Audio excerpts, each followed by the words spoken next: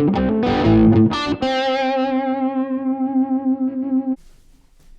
there, welcome back to the channel. Thanks for watching. What I'm going to do today is go over some of the main differences between a Les Paul style guitar, as we see here, and a Strat style guitar, like we see hanging on the wall there. I figure these are the two main styles you may be considering if you're just starting out. They're my favorite styles of guitar, and I thought I'd just tell you some of the differences. So let's take a look at the headstock. We can see there's 3 tuning machines on each side of the headstock on a Les Paul.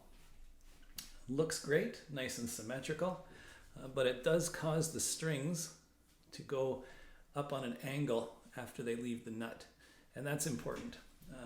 This is an important part of a guitar. The nut, the strings need to go freely through there, through the nut slots, and able to stay in tune. So a Les Paul, because of this angle, it does suffer somewhat from tuning instability. So that's worth note, and let's see how the Strat handles this. Okay, so here's a Strat. You see they've put all the tuning machines on one side, and this angle here is not just for looks. It's pretty clever. If you notice, it causes the strings to come through the nut more or less totally straight. Subsequently, a Strat is a little more stable when it comes to tuning. So that's cool. Let's take a look at the bridge. This is a Strat style bridge, and it has what we'd call a whammy bar or a tremolo arm. Now this allows you to bend the string or shorten the scale length on the fly, which is kind of a cool option. It's because this bridge is able to bend up, pivot up, because it's only attached at the front. Let's check out the Les Paul. So here is the Les Paul, and we see the bridge setup is much different. This is a fixed bridge and stop tailpiece, so you cannot change your scale length on the fly. It is fixed at 24 3/4, and that is not going to change. Pros and cons: this is better for tuning stability. Using a whammy bar or a tremolo arm definitely can throw your guitar out of tune. Well, we're here. Let's take a look at the pickups on this guy. These are 2 humbucker style pickups, and as the name would imply, they buck the hum.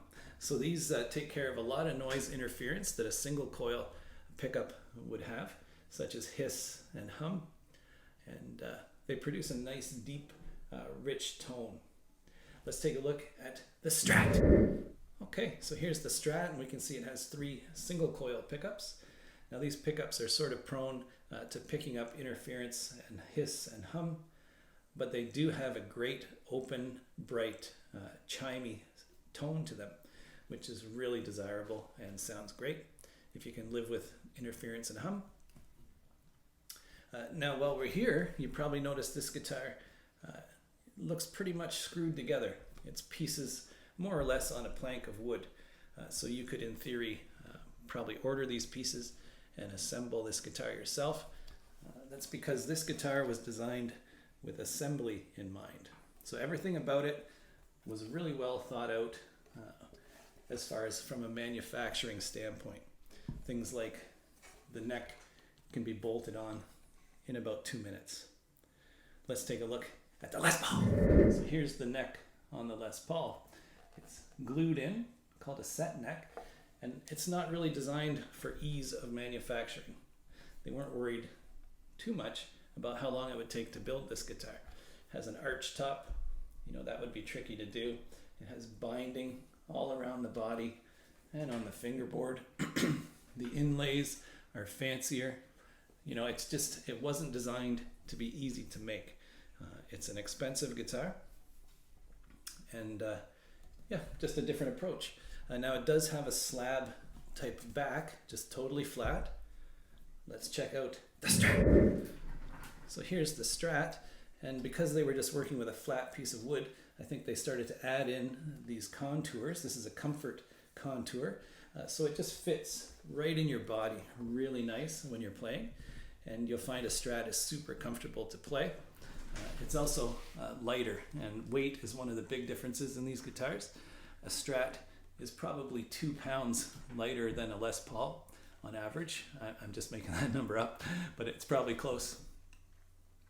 So I guess that's pretty much the physical differences.